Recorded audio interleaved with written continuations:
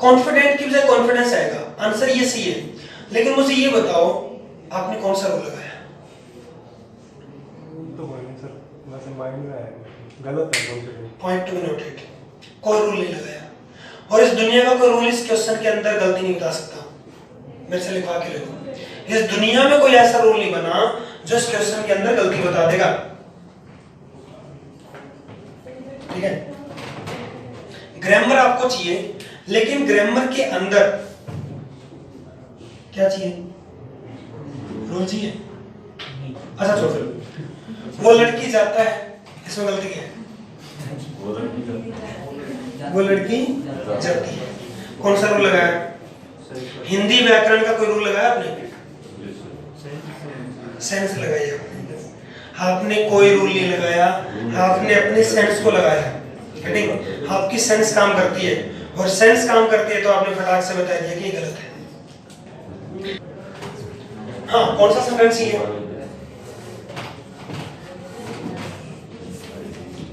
Sense for लगेगा तो perfect continuous tense आता है। कौन सा सेंटेंस ये है? My family has been living, ये सी है ना? अरे ये तो सी होगा, क्योंकि जैसे सेंस फॉर लगेगा तो परफेक्ट कंटीन्यूअस टेंस, तीनों सही है, तीनों सेंटेंस ही है। लो कर लो बात। अब आपका रूल तो फेल हो गया। जो आपने एक रूल रटा था, कौन सा? कि सिंस और फॉर के साथ में कौन सा टेंस लगता है? परफेक्ट कंटीन्यूअस टेंस लगता है। वो रूल तो आपका फेल हो गया। अब बताओ क्या करोगे? सीधी सी बात है, बताता हूं उसके पीछे भी क्या लॉजिक है। My family has been living in Jaipur for 2 years। मेरी फैमिली जयपुर में 2 साल से रह रही है, कंटिन्यूअसली 2 साल से रह रही है और अब तीसरे साल में रहना स्टार्ट कर दिया। हेडिंग सेकंड में क्या है? My family has lived in Jaipur for 2 years। मेरी फैमिली ने जयपुर में 2 साल कंप्लीट कर लिए। It shows completion, it shows continuity. ये कंटिन्यूटी को शो करता है, ये कंप्लीशन को शो करता है। मीनिंग सेम आ गया। इसमें क्या बना? My family lived in Jaipur for 2 years। इसका मतलब ये बना कि मेरी फैमिली है ना जयपुर में पहले 2 साल रह चुकी है, अब नहीं रहती जयपुर में। पहले जयपुर में 2 साल रह चुकी है लेकिन अब जयपुर में नहीं रहती। बात तो ये भी सही है, दिक्कत क्या है?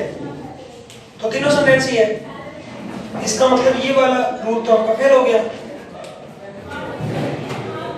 चलो ऐसे बताओ, सेंटेंस में कोई गलती है? कैसी है एरर? क्या सेंटेंस में? इस सेंटेंस में क्या एरर है? मैरिड आएगा? मैरिड क्यों? अरे सिंस लगा है तो परफेक्ट कंटीन्यूअस टेंस आना चाहिए। परफेक्ट कंटीन्यूअस टेंस ये तो है। परफेक्ट कंटीन्यूअस टेंस का फॉर्मेशन क्या करता है? हैज, हैव, बीन और वर्ब।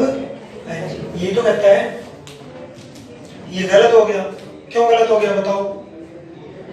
इसका मतलब यहां भी आपका रूल फेल हो गया। देखो अब ये गलत क्यों हुआ?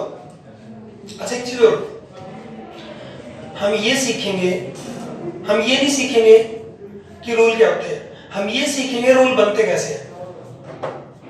हमें ये सीखना है कि रूल बनते कैसे हैं, क्यों बने रूल, और हम ये भी सीखेंगे कि एक्सेप्शन जो बनते हैं एक्सेप्शन बनते क्यों हैं।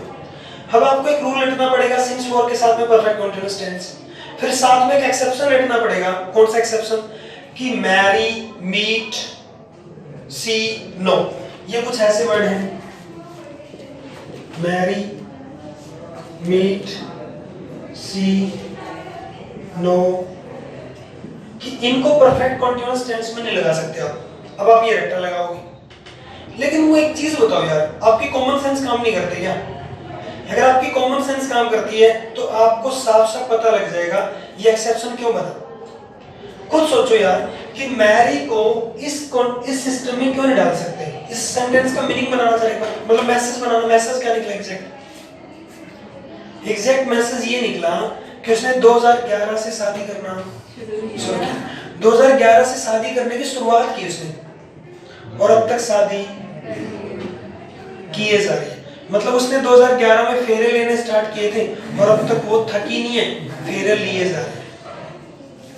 प्रैक्टिकल नहीं है। क्या नहीं है? ग्रामर बनी क्यों है? ग्रामर इसीलिए बनी है कि लैंग्वेज के सेंस को बनाए रखे, और जहां लैंग्वेज की सेंस प्रैक्टिकल नहीं होती ना, वहां ग्रामर को क्या करने पड़ते हैं? मजबूरन एक्सेप्शन बनाने पड़ते हैं। इसलिए एक्सेप्शन बनते हैं, ये इसके पीछे फंडा है। तो सीधी सी बात है भाई, ये तो गलत हो गया आपका। तो एक चीज भी समझ में आती है कि हमें ग्रामर तो चाहिए, लेकिन ग्रामर के अंदर क्या चीज नहीं चाहिए? रूल। मैंने अपनी एडवर्टाइजमेंट में और अपनी बुक के ऊपर साफ साफ लिखा हुआ है, नो रूल ओनली कंसेप्ट। क्या चाहिए आपको? अगर आप रूल पढ़ने आए हो ग्रामर के तो मैं नहीं पढ़ाऊंगा। अगर आप ग्रामर सीखने आए हो, अगर आप कंसेप्ट सीखने आए हो, अगर आप ये सीखने आए हो कि रूल बनते कैसे हैं, तो पीके क्लासेस में आपका स्वागत है। नहीं तो भाई एज यू विश। रूल मैं आपको नहीं पढ़ाऊंगा, मैं आपको कंसेप्ट पढ़ाऊंगा, मैं इंग्लिश को सिखाऊंगा, मैं आपको सेंस दूंगा। क्या है? Bring a chair from the, कितने लोग कह रहे हैं?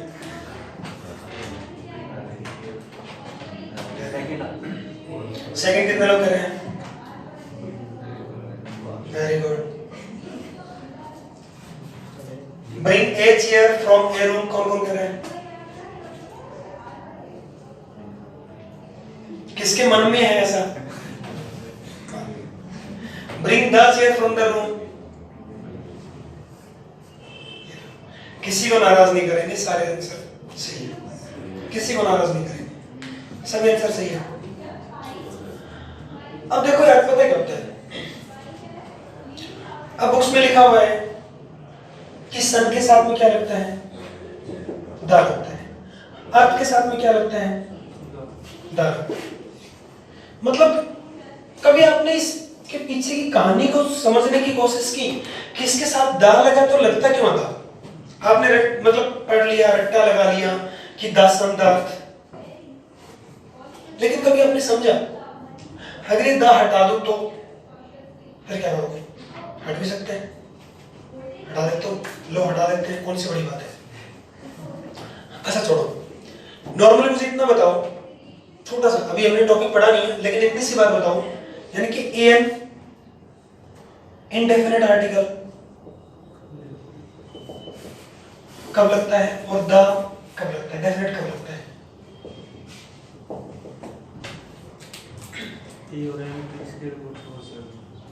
मतलब एन तब इनडेफिनेट का मतलब ये होता है जो चीज जिसके बारे में पहले से कोई आदमी ना जानता हो, जिसका इंट्रोडक्शन पहली दफा हो, वहां पे क्या लगता है? एन लगता है। और द कब लगता है?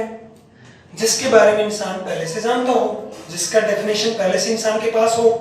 जैसे मैं पहली दफा मार्केट से कोई चीज खरीद के लाया, मैं कहता हूं मैं मार्केट से एक पेन लेके आया, I bought a pen from the market, क्या बोलूंगा? ये पेन। क्यों? क्योंकि उस पेन के बारे में आपको मैं पहली बार बता रहा हूं, इनडेफिनेट हो।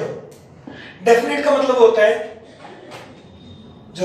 जो स्पीकर और लिसनर दोनों को पता हो। जिसके बारे में किसको पता हो?